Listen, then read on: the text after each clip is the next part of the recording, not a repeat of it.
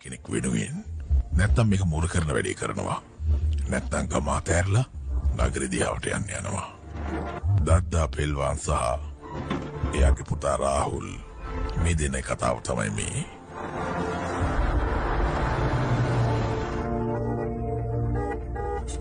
අර බලලා පාර මොන කරේ නිදි හොන් ගන්නවා.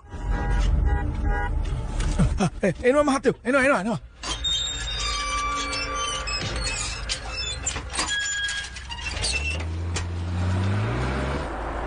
අයිය එහා පැත්ත බලාගෙන අයියෝ වැදුනා මහත්තයෝ ඔය මහත්තයා ගේට්ටුව වදී කියලා මං කිව්වනේ වැදුනා අදුම කරේ වැඩ කරන්නද නැත්නම් නිදා ගන්නද මෙන්නේ ගහපන් මුර කවදාවත් නින්දයක් නැති වෙන්න දිනම ගහපන් රාහුලගේ තාත්තලාන ශින්දේ විතර ගහනවා අරගෙන පහර ශින්දා වරියන් රාහුල් ඉදවා මහත්තයෝ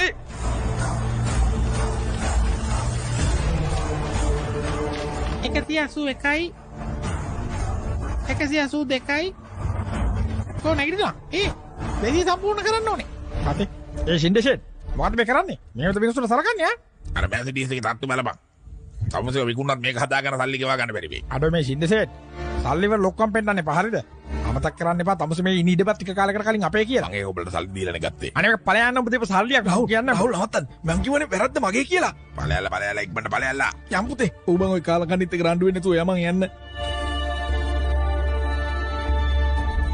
ඔය ඉඩම් විකුණන්නේ කියලා මොකද ඔයාලට ලැබුණේ දෝගේ කසාද කරේ ණය අරගෙන මස්සිනාට උන්ගේ තත්තර වඩා රත්තරන් දැවැද්ද වාහන මොකද ඉතින් හැමෝම එතකොට කියනෝනේ මාරයි කියලා තාත්තා පෙල්වා නිහලින්ම කසාද කරානේ එහෙම කවුරුවත් කිව්වේ නැහැ ඒක මාස 3කට කලින් මේ ගෙදරට ආවම හැමෝම කිව්වා තාත්තා පෙල්වාගේ ලොකුකම නැති වෙලා කියලා තමන්ගේ දුවගේ කසාදේ උමනාවටත් වඩා සල්ලි වේදම් කරා කියලා රාහුල් උඹේ කට ගොඩක් වැඩි නේද අතපය ටිකක් කෙලෙව්වොත් එහෙම ගෙදර වැඩවලට උදව්වක් වෙයි. ඉතින් විකුණු එයානේ. යාරම හම්බ කරන්න කියලා. එහෙමද? උඹ මොනවාද කරන්නේ? බනිනවද? ඒ වගේම නිකන් ඉඳන් රොටි කනවා. රාහුල් කෑම කාලා නැගිටපන්. නිකන් හම්බෙන්නේ රොටි යන්නේ. ඕවා ගිහලා බල්ලොන්ට කවන්න. ඇයි බං උඹ ගේද්දි ගන්නේ? ඔය විතර නැරෙට මම මොකුත් දන්නේ නැහැ බං. අට පස්සේදී මම ඉස්කෝලේ අතෑරියේ. මේ මම ඉස්කෝලේ අතෑරියේ. උඹව ඉස්කෝලෙන් අස් කරා මතකද මාස්ටර්ගේ දුවට ලයින් දාලා? මම ලයින් කරේ නෑ බං. මං එයාට ආදරේ කරා. අනේ මන්නු දනු බේ ආදරේ මහලුකු. රාහුල් ගනියා. අම්මට සිරි හිව්දයි දාදා. මෙහෙම මොකද කරන්නේ? අම්මට සිරි අරුණුත් ඇවිල්ලා. හලෝ මෙයාවත් එක ගෙනාවා අපි ගිහිල්ලා බඩු ටික පාන්න යන්න. එයාට පූනා වලට ඇඩ්මිෂන් හම්බුණා. නෑ බයි ඉතින් හොඳයිනේ. මුම්බයි එපා වෙලා තියෙන්නේ බා. කොහොමද මාමේ?